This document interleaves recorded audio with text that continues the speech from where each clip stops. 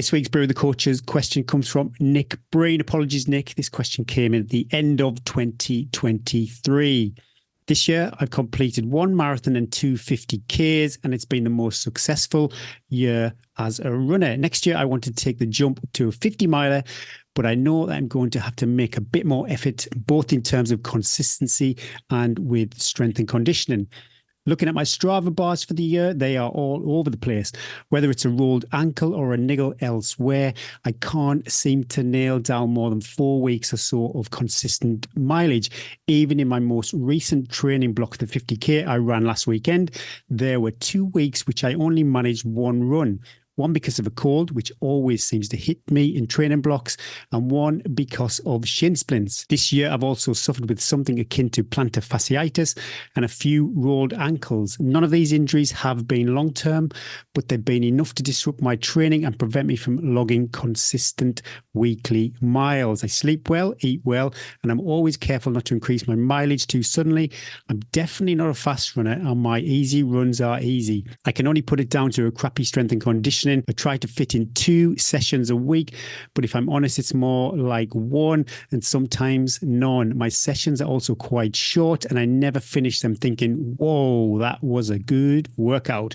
Sorry for the waffle, but my question is, and I know it's a tough one, what are the key exercises that I should be doing at home to become a stronger runner? It would be great if you could share your workouts or maybe suggest a few exercises each. Any other advice on consistency would be great.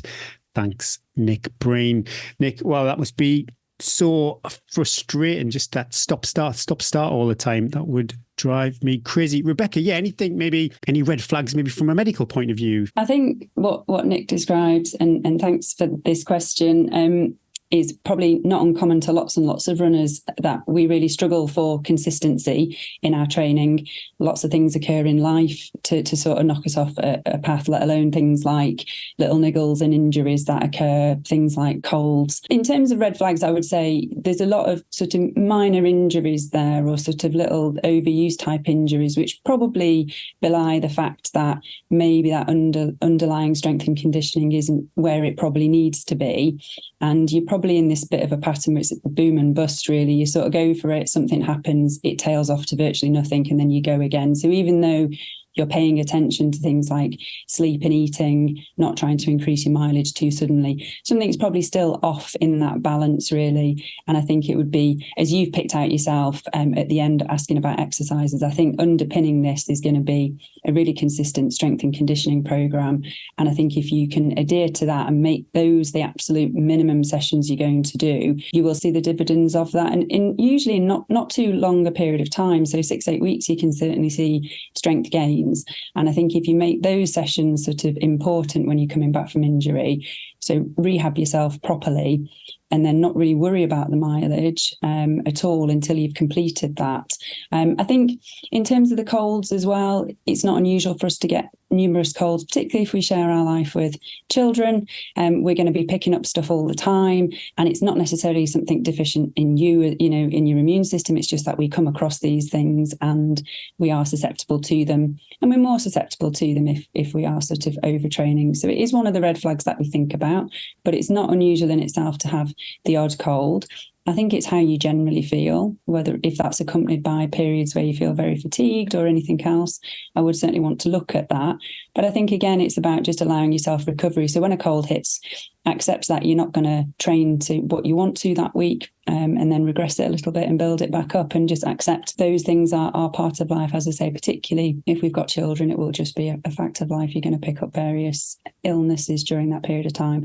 But yeah, certainly paying attention to what you're eating, sleeping. I generally just take a multivitamin with iron plus a vitamin D tablet. That's just my sort of standard things to make sure I feel boosted and make sure I've got enough of everything on board, particularly when, diet and things can go awry at times, can't it? I would say, Nick, you are an absolute prime candidate for a little bit of help with your running and your programming in order to get that consistency. I would say maybe have a little reach out, have a little look around for a coach. I think people think, I'd only have a running coach if I'm an elite runner, if I'm looking to target a 3:30 marathon or anything like that.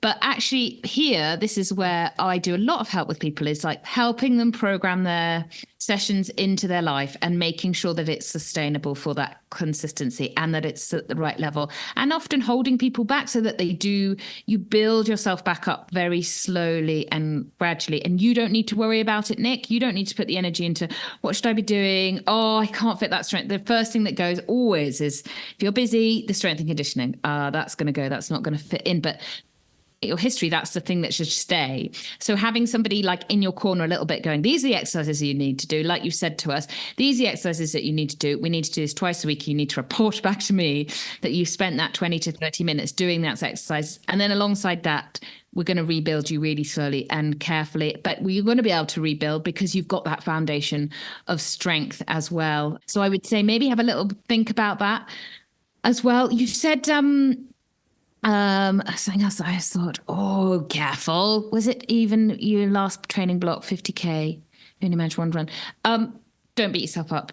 Maybe Strava isn't the thing for you as well, worrying about the blocks, what's happening. Focus on you, Nick. And this is where, again, it might relate to a lot of people. It's something, Trish, you probably have the same.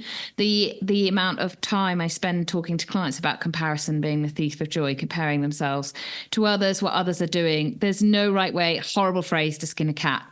And you will see people do really well on really low mileage, but you don't know what they're doing in the rest of their life. You will see people do really well on really high mileage. You don't know what they're doing the rest of their life. So just focusing on you, much more healthy approach to training. And that will also help with your consistency as well, Nick. Yeah, I totally agree with that. I'm not even on Strava, and people are shocked by that all the time. I mean, I'm on Strava for some of my clients. I mean, it's not that I don't care. It's just that I'm too lazy and I'm too busy.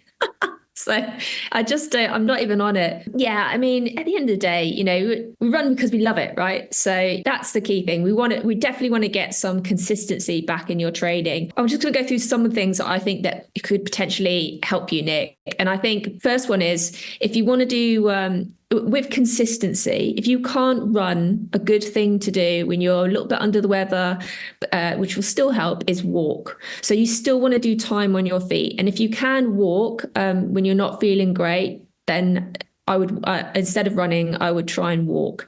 And that way you won't have such huge fluctuations, and you're still using those muscles. Remember, because essentially rest is rust for a lot of joint stuff, and you do want to be mobile still. So there's a big difference between having a down week where you're just literally sitting on the couch or in bed or whatever, then going back into a normal running week. And you don't really want to do that. We want to try and keep our body moving as much as possible.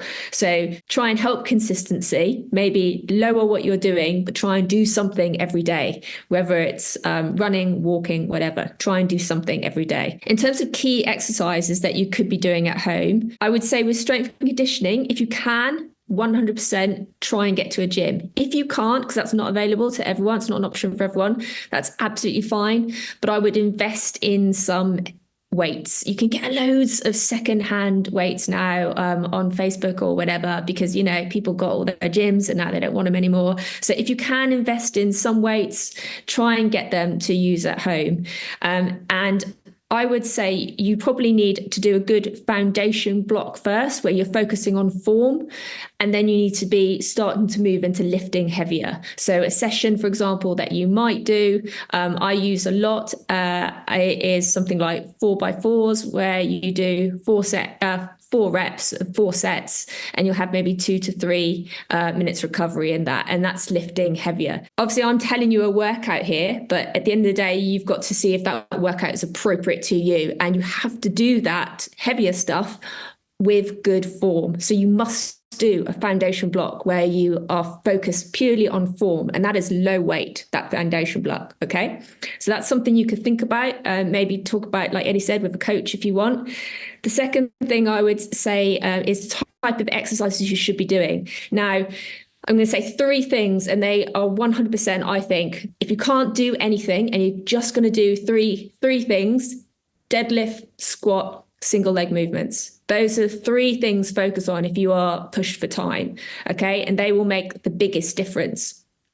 In addition, if you can do that, focus on some kind of push and pull exercise. So you don't want to just be doing, you don't want to just be doing pull all the time. You need to balance the muscles. So you need to do push as well.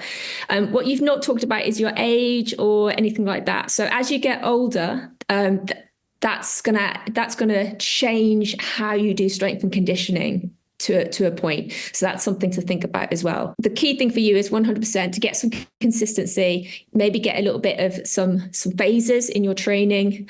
So you're not just doing the same thing all the time. Try and get some phases in, and so you're building up to your races appropriately, having downtime and recovery weeks, that kind of stuff. Would you drop some of the weekly mileage? Because the sentence I try to fit in 2 sessions a week, but if I'm honest, it's more like one and sometimes none. I would start off with 1 session and just if you can do 2, that's great. But if you are pushed for time, you're better off doing 1 quality session than 2 half sessions. Okay, so go for quality time every time. So if you can do 30 minutes of excellent strength and conditioning, do that. That's better than doing a kind of wishy-washy twice a week, not really doing what you should be. And also, you've all said it, you don't need to do loads.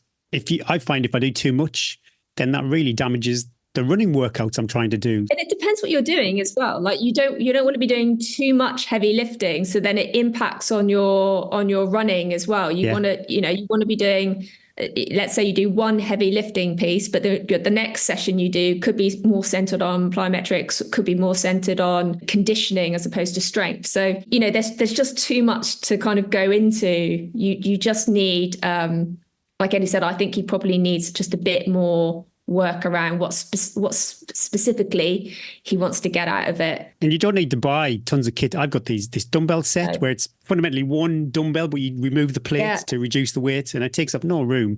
And for years, I'm always trying to remove friction from anything that I don't really want to do.